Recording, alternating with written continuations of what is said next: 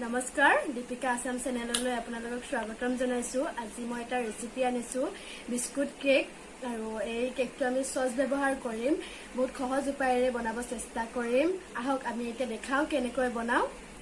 আজি আমি এইখিনি ব্যৱহাৰ কৰিম। এইখিনি চেনি হয় 2 চামুচ চেনি লৈছো আৰু কেটেমান খিচমিচ আৰু কাজু বাদাম 3-4টা 5টা লৈছো। ইনো পেকেট এটা লৈছো আৰু গাখীৰ এটো কাপেদি 1 কাপ দিছো আৰু 5 টকীয়া হেপি বিস্কুট হয় 5 টকীয়া 4 পেকেট লৈছো।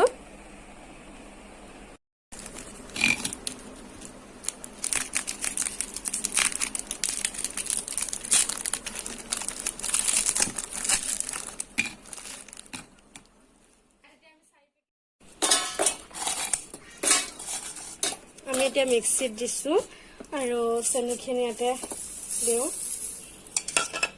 আৰু গাখীৰখিনিও দিছো। অলপ পৰিমাণে গাখীৰখিনি দিব।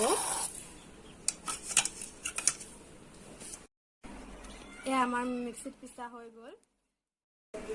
ঘিউ খানি লৈছো তলত আৰু গোটেই সাইডটোত ভালকে খানি ল'ব।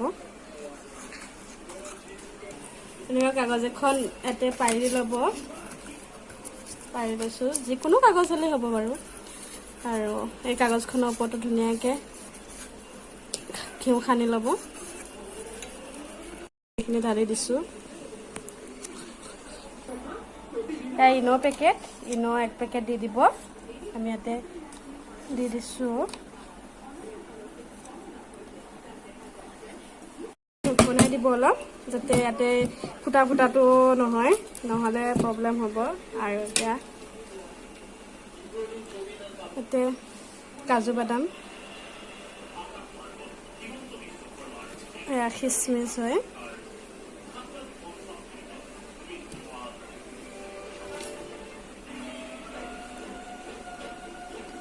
ছটিয়াই দিব আৰু টুকুৰা টুকুৰিকে কাটি ল'ব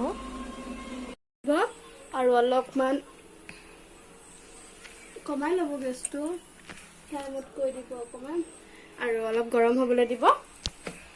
ইয়াতে ষ্টেণ্ডাল দিছো, অলপ গৰম কৰি ল'ব লাগিব। আমি বহাই দিছো আৰু চাব সাইডৰ এইটো গৰম হৈ থাকে ন, তো 40 মিনিট মানৰ পাছত চাম আমি এটা ধান। এতিয়া আমাৰ কেকটো লাহে লাহে ফুলি আহিব ধৰিছে। আমাৰ এতিয়া কেকটো চাও।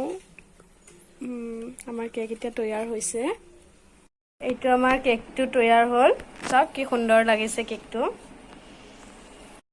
এই কেকটো ধুনীয়া কোমল হৈছে। ভিডিঅ'টো চাই যদি আপোনালোকে ভাল পালে like, comment, share and subscribe কৰি দিব আৰু নতুন ভিডিঅ' লৈ আকৌ পুনৰ লগ পাম। Bye bye.